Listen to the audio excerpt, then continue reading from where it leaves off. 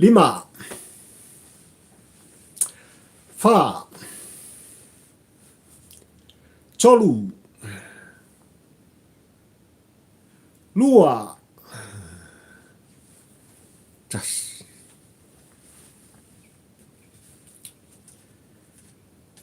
O te toe o whalofa ma o whātalo whātu. Samoa ma lau tāpua inga, ai mai se fo i o lau mai moanga. O lau whawhongafonga tāpua, ia, ile nei fo i te au liunga lua. O le aso ua fo i mai, ele atua i loutu soifua, ia ai mai se. Le ola whatau wao papari i le au ona.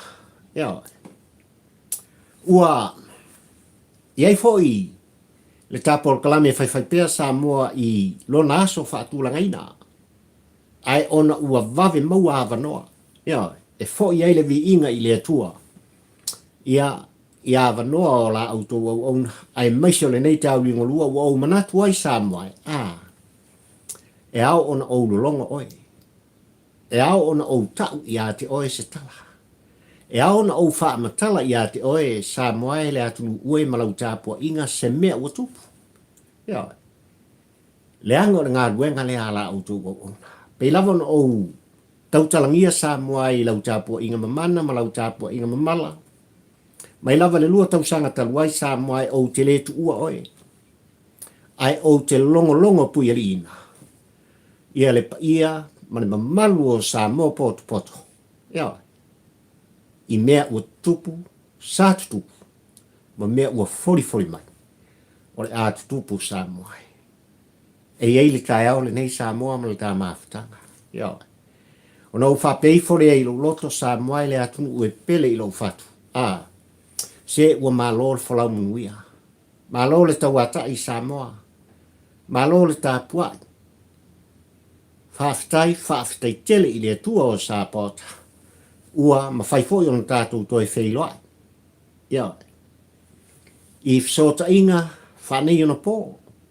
I ngaru le ea e whapena ona utou sila mai ma utou mai mo mai. Ai maise o lau whawhongfonga tāpua i tutonu mōta malawa. Ia ai tu walanga. Pari i tampo ua ai le polango. Se i tau se tala. Ia, se i whaamatala. Se mea ua tupu Samoa. Ia awalava le nofo sila fia ele pa ia mane mamalu lo tātou atu. Ia. Ua e tanga iane Samoa i tūlanga i pei ona iai. Ia le utala o le launga whaatampo ua ai le polango. I la auto au auna le nei au papali i fio i wa a taula ama le lua ma le tāpol kalame whaiwhaipea. I lea vai asa, ma lea vai asa Samoa. Wau tau silane. Ia. Leanga o le upu tau tino. Tō fitu whaipule Samoa. O le vaenga whaupai a le hero pipi ua tā pena ma ua sauni. Se lau paseni. E la tau te tu ua. Le maftanga. Ma lo la tau te ta. Le sunga i atu ila epa manisi. E iai mafua anga Samoa. Ia. Mele Samoa ua atunu pele ole a tele i heise whaamtalanga. A papari ia walau tāpua inga malau whaafungfonga muri mai. Ia, i tūlanga i pei ona iai. Ia au tū o mawhungfonga ma launga whaatampo ua. Ai e po lango i nei te au lingulua Samoa. Ia. Ai ona ua manatu Samoa i tūlanga lava i pei ona tapisa ai. Ia le pa ia mane mamalu o le tātunu ai meise lava. I tutonu au te alo nei, ai maisio le ai tele o au kilani. Le ai o wholaunga Samoa. Ia. I tūlanga i pei ona iai, le whaamna tuina o le ono se fulu tau sanga. O le tamalo tu tō tasi na se i mawai atu nei. Ia. I tutonu o au kilani. Ia. O le upu tau tino pari i tampo ua ai le polango Samoa e sa o muso. O te fia tala noa iai. Sa o iai ma o mori mawina.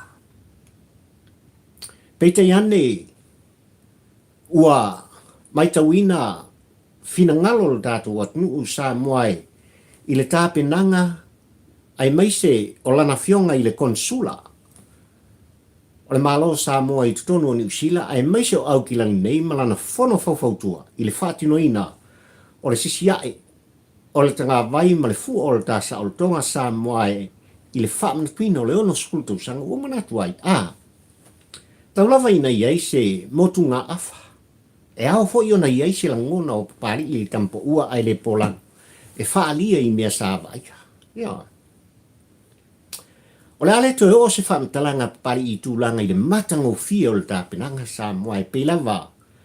O na maea iai le nganga whaafitai ma le nganga whaamalo o papari i nei komiti sa o latu whaatinoa. Ngā lulu e puno ua i le au ma le po o le po ma le au.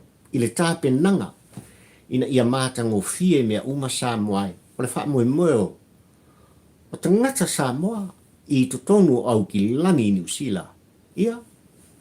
E pei ona iai le sisinae ma le wha amnatuina o le sao le tonga o Samoa ma le ono spulu tau sanga o le tāmalotu totasi. Samoa le upu tau tino o papari i tampa ua ai le polango. Na oulangona le whaanonoa i tūlanga ina ua umaitawina le taimina sisina e ai i le tanga vai o le sao le tonga o le tāmalo. Nanga ele i titi mea na pupula i ai mata o pali i tūlau lau whaafonga anga.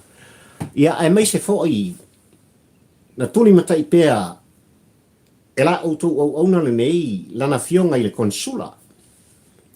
O le tāmalo i tutonu o ni usila nei le fionga i a whaolo toi reu pena ua o ia lea.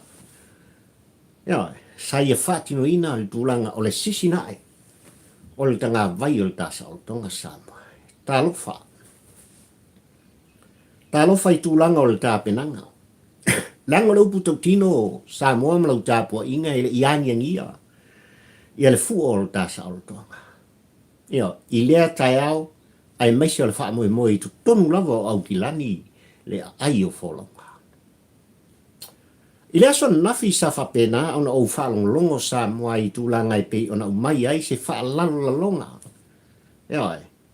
Le whato e senga i lana fionga i le konsula o le malo Samoa e whaata tau lava i le tūlanga whale tonu sa iai le sisinae o le fu o le tasa o le tonga. O lau putau tino pari i tampa ua ai le polango e au mai se whato e senga au mai se whaalalalonga muli muli ane. Ai o le au tū o la ngona o le paia ma le mamalu o Samoa a mata mai lava i au sina se i o lava i seu pito i titi. O alo ma whanau o Samoa i tutonu au kilani. Sa timu ia ma lulu ina i lea tae au ona o le nganga atoa ina ia awai fatasi. Ia tutu i se tūlanga whaaloalo mo lātou. Tanga i atu. Tiro atu pei o mata o papali. A o whapena o na sisi le muae le tanga vai o le sa o le tonga o le tāmalotu totasi. E ofo le loto. E tangi u le mawhauwhau.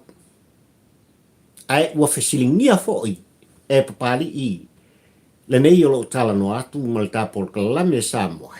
Le ami o tonu, le mea moni, ma le mea sao na tupu. Ua tautino lana fionga i le konsula o le tāmalotu totasi tutonu o ni usila nei. Ono tūlanga o le whale tonu o maia.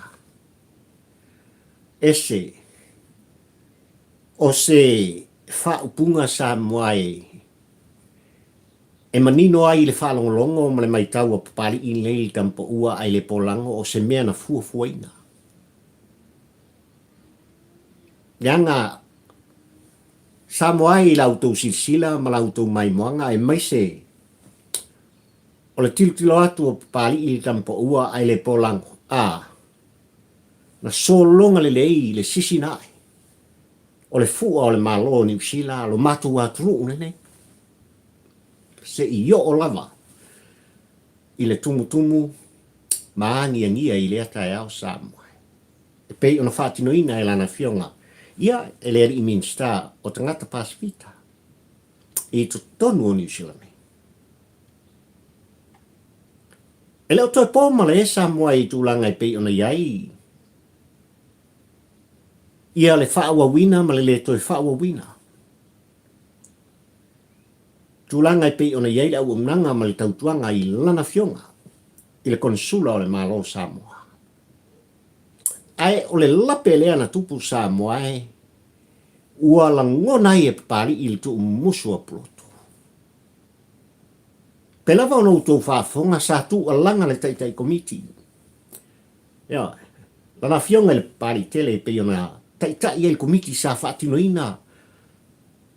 Ia le tāpenanga o le matanga o fie. Ia, o le whaamatuina o le ono sfuta usanga.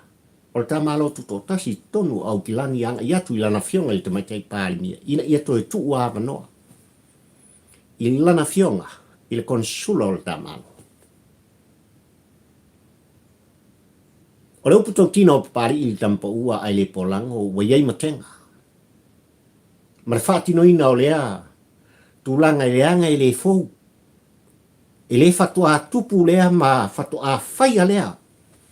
O se sauninga whaapea e patipati ai le whaamana tuina. O le malo tuto tasi o Samoa i to tonu o au kilani. Na tupu li la tausanga ni sei mawai atu nei. Na tupu li tausanga i tu atu. Na iese mea na tupu. Le iese mea na tupu Samoa. Na ngia le sao le tonga o le tamalo. Ma le fu o le tamalo Samoa. Ai o le ale mea na tupu i le tai au. Ma le sisi na o le fu o Samoa ai maise ua atoa tino le tama. Ua fio maila na fionga ile tamaitai pahari mia o le tamalo tuto tasi Samoa. Fia me na haumi mta afa ina i whapeona au wai whatasi. Mare pa ia mare mamalu o Samoa i to tonu o le ai o wholaunga. Se i mori mawina le whaamoe moe i le aso no le masina le nei Samoa. Ai o le alime na tupu lau fionga i konsula o le malo tuto tasi o Samoa. Aisia. Aisia wale angia ngia ai. Ia le fu o le tamalo o lau fionga i konsula. Aisia. Le pa ia le komiti sa o latou. Ngā lue puno wa i e whaatino le whaamoe moe ma tā pena le whaamoe moe i e tau lau. O le whaamana tuina o le tamalo tuto tasi ma le ono spulu tau sanga. O le sao le tonga o Samoa. No tau le siatina i nai, ma tā pena i nai, le mea pito sili ona tāua, i so o se Samoa. Aisa. Pelawa Samoa i lau whawongfonga, ua iei le matenga al tāpor kalame. Nea. O tele i oe, o tele te tonu Samoa, i le te leo le whale tonu na tupu. Na o le upu tau tino na pela wana o whai atu sa o musu o te talanoa i tūlanga lea. Ai ona ua tapisa le atu o le mafua anga lea, ua o manatu ai, e ao ona tu umusu le tampo ua ai le polango i sona langona. La o fionga le konsula ale malo Samoa i tutono o New Zealand. Na o manatu e ao ona wha wau pea le maftanga. A tangata Samoa i tutonu o New Zealand e maise lava o le ai o wholaunga malaua fionga. Ai o le masei ua tulai mai. Ua lava lea. Ua lava lea. Ma e ao ona alo ia le lei se fato e senga. E ao ona mai se wha langa malam lama i lau fionga le konsula ai maise o le komiti i tu langa o le whale i tō. Leanga o se tala ate. Leanga fo i Samoa e mara upito tino o papari i mali tāporo kalame. Na filongia. Ia le aso tā ua ma le wha moe moe i tutonu o au kilani. Ma isi o tātou uso a tangata Pasifika. Ai maise o isi atunu o le lalolani ua lotolotoi ma vea o te aroa mo latou no whaka na whaatu muri ai ia le malai o le moata Samoa ma le no whoanga o Samoa i le tu malo ma ngele i tonu au kilana nei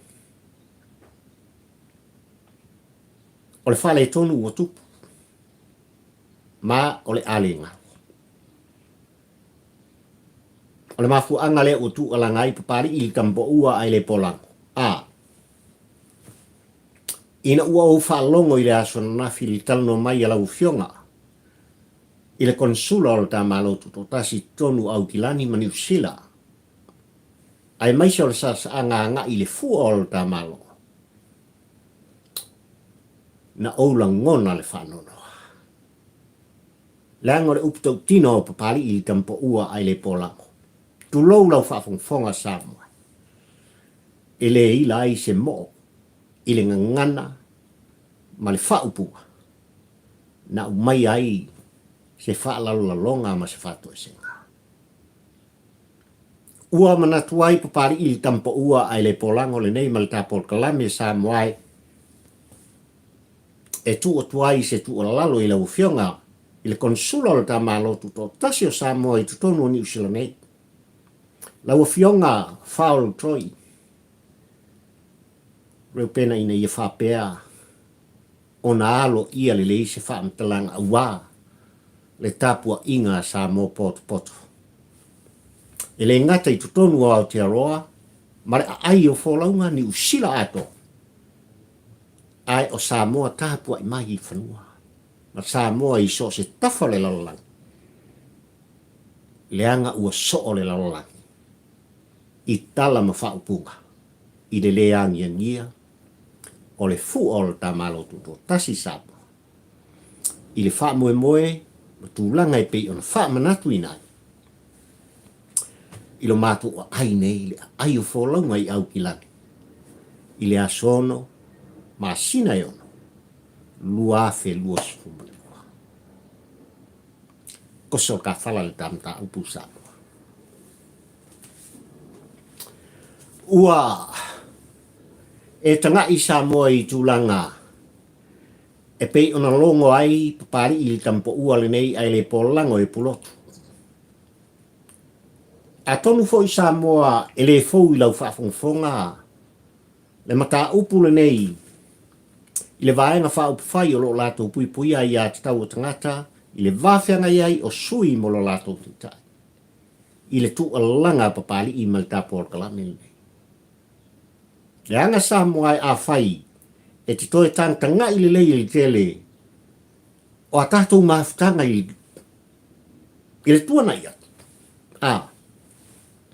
na outu alanga mafua na outu alanga i meolo tupu i tonu o petesa le anga o le tu mumusu a pulotu e a papari i le tampa ua ai le polango ua taulu tūlanga e pei ona iai ia lea tu alanga Samoa ala autou au auna ai maise o lau whafongfonga tāpuai ua taunu ma ua tau lau o le whafonoi i le longo a pulotu o mai a pari e pei ona o fia ai Samoa o te longo pui ali ina lau tāpua inga i le mea ua tupu i le whawhaletui ma le vaenga whaupwhai e lātou te pui ia i a tau o tangata ua manino ai le numela fitu o sui a whai pule ua tāpena Samoa e lātou te kolosi ina le isi tu o le pele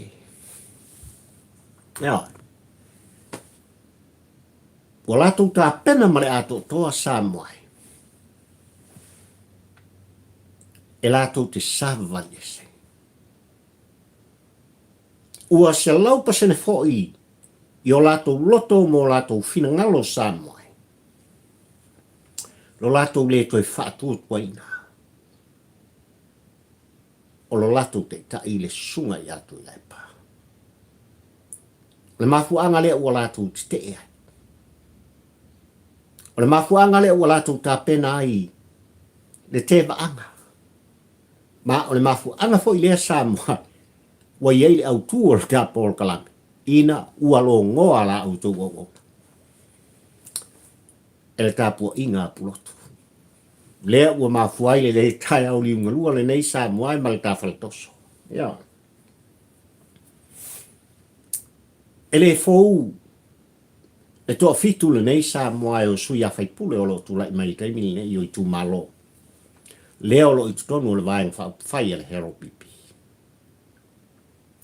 Ai le tu musu o plotu ua mautino ai le toa fitu. Ma le toa lua Samoa. O lo fa pena o na iai i le o ngā toto.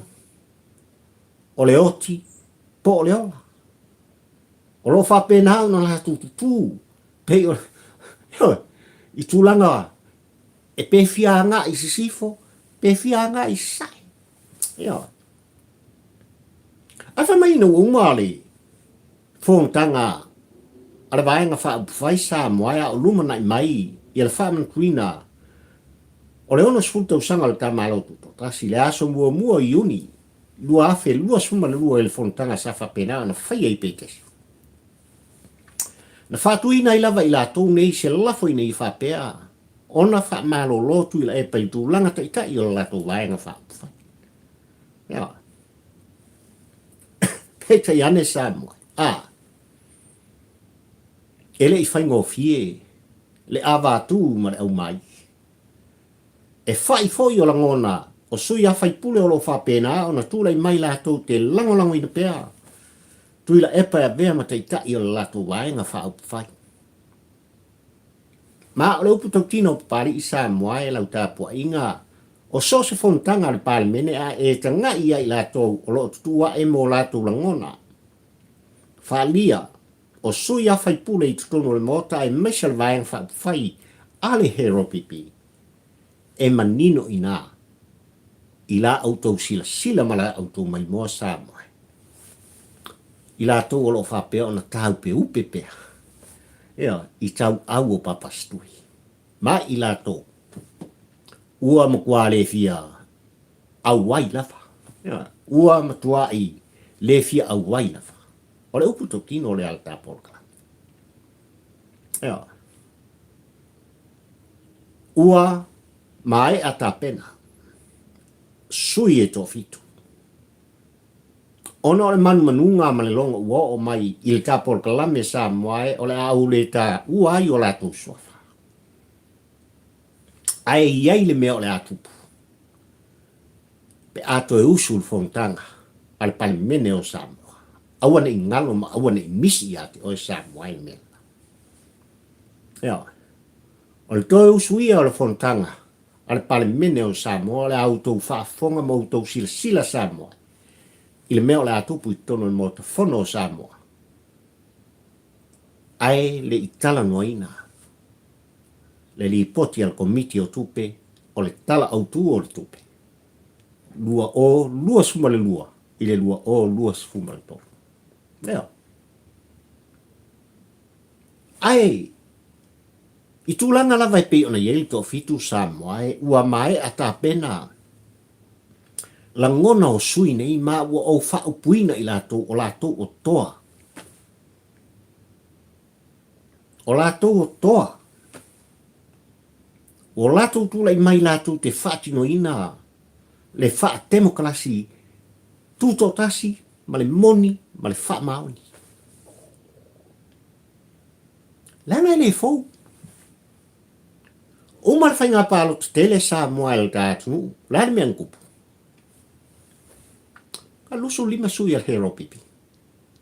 Ese mai atu ila epa, ma le ale le pule rimoni. Le anga ile ifia se whainga palota.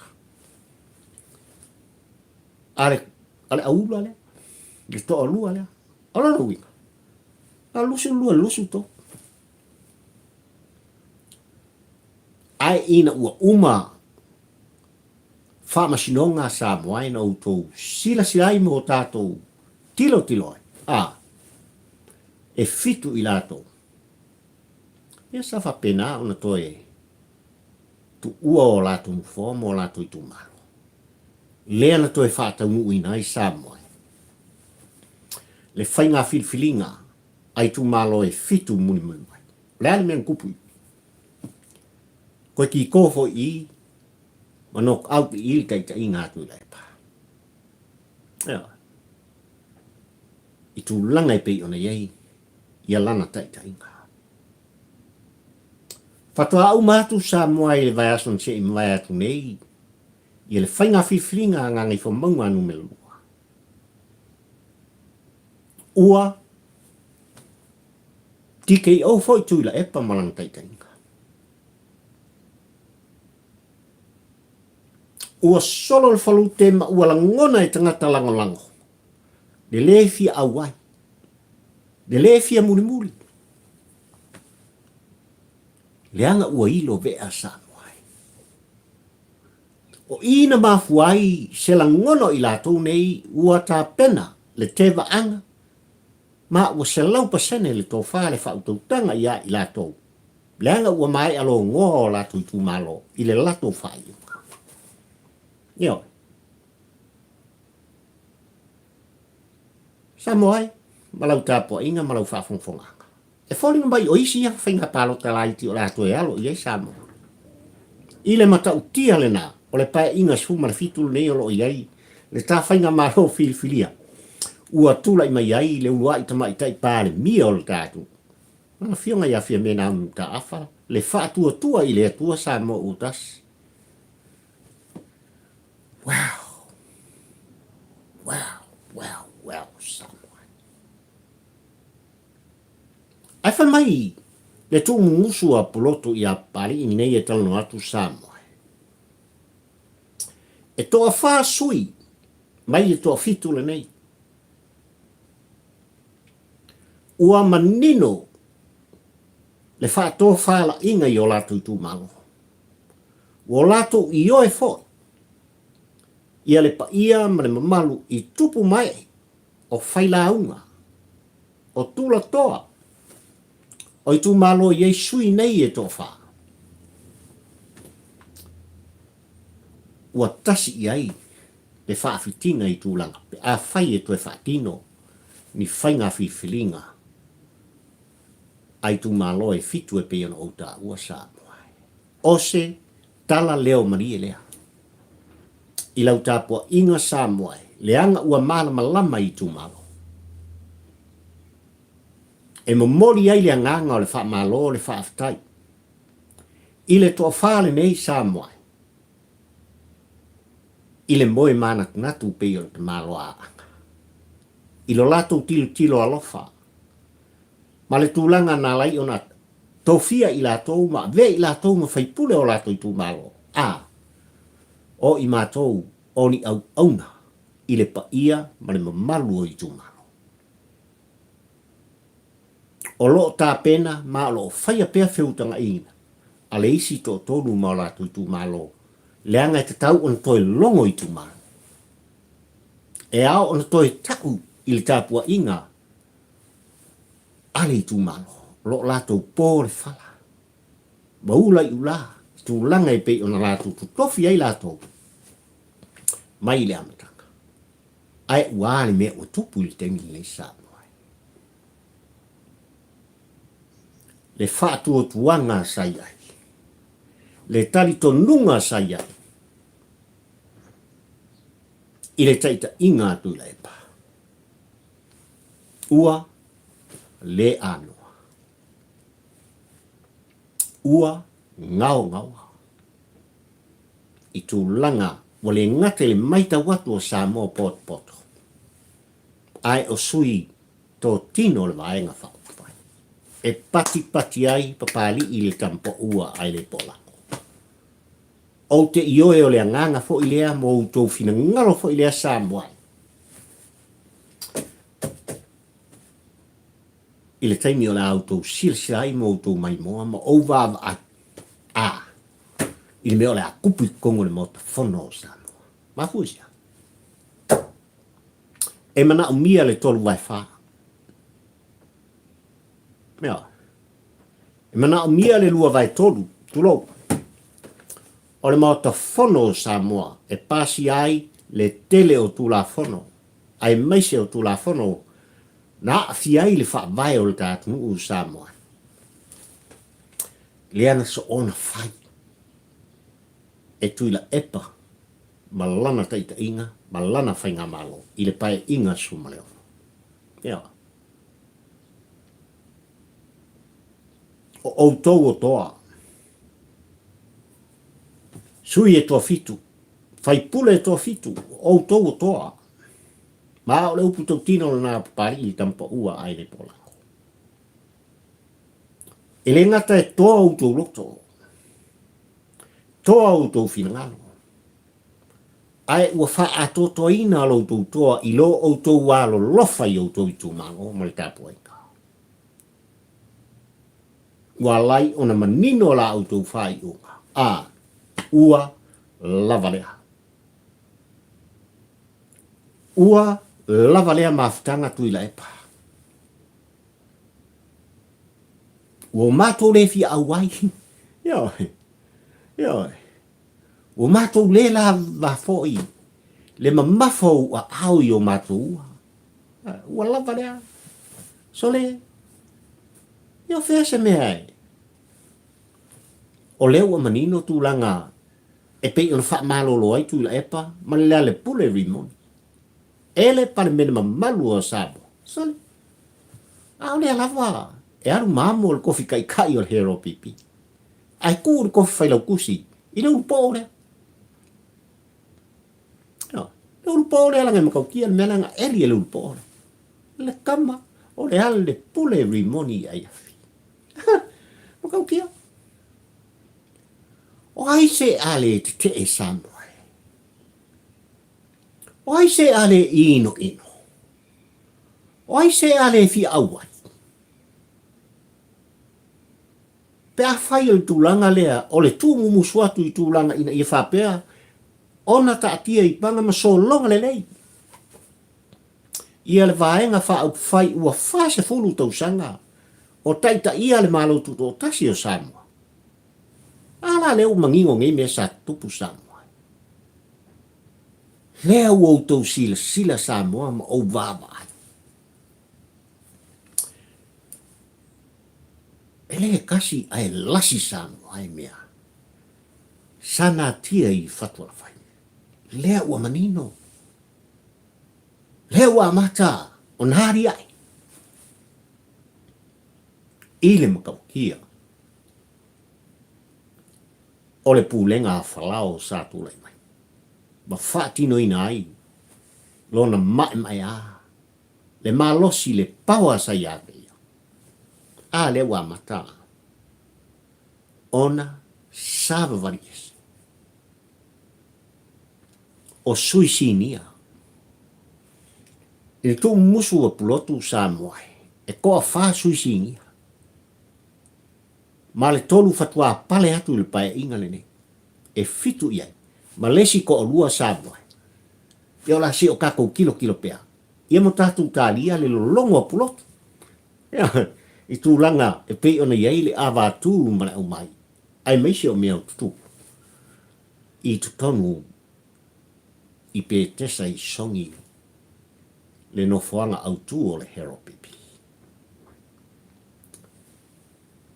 O le longo le apulotu Samoa le uatu pele o manatu e longo ai lau tapu ainga. O manatu e tau tino ai le solo le da maloa. I lau mai moanga, ai meise o lau whaafonga anga Samoa. I le mea o le atu. Leanga e ao o na tupu le whaale tonu. E ao o na tupu. Pe a whai o le tūlanga lava lea. O lo o iai pea le winga whaasausili. Le winga whaamawalunga i so se teitai, ma so stangata. E teva le langolang sua. E teva le sui auai. E teva le talitonunga. Ma e teva e le toi foi mai. Yeah. ole tapor kalame le Samoa i lo watu pele. Wa o manatuai o te longo ina lau tapua inga ia i le aso i vale nei. O le masina o iuni lua fe lua suma le lua le astofi ia te au tono le ai o folauka. O walau mai moanga ma lau wha fonga tapua i le nei aso. Ia lo fangia i le tua o sa poto le tatu watu. Mai lava i maungo tele se yo o i maungo iti ia i le anga le lei o le tua i le ngata i tutonu i le tapua inga i whanua i le tofia oe maul tatu pele o Samoa a o i tu e wha o ke lope lea o lo ai tau ma lele ai no pia i ai sa ili malo ai le pa ia ma le malu o tatu ta ngata Samoa ia wha manuia le tua o Sapota ua toe tani mai le whainga malanga i lana fionga le tamaitai pārimia pei ona iai le malo fiti vai aso le nei. Toi anga i mai tutonu au te aro nei ona o nisi fo i fontanga ia i mai se o fuanga i le lau mua i Wellington ia i ai le anga le lei o le tua. I lana fionga le tamaitai pārimia ia i ai le malo si le tino le mafaufau a o iai le tele malano noa ia o fontanga ua le lei ma le lumana i manuia o le tātu pele o Samoa. Whamanuia le tua o Sapota i ana au ono pa ia i so se whata whaitaulanga. Sunga i whawhianga inga tau le langi ma o lātou ma siofo. Sunga i i whaiwhi au mo lātou whaitua. Ia a fionga i pātele, a fionga i tamaita i sā. Ma le pa ia ma le mamau o whale tui o le talele. Ia i ai le whamanuianga le tua. Ai ola la auto o nale. O papali i fio i wā. Tau la mo le lua ma le tāpol kalame whiwhipea. Tampo ua ai le polango. Ka whiroa i osa. Soifua ma ia manuia. Ma ia mana lau whawhongwhonga anga Samoa.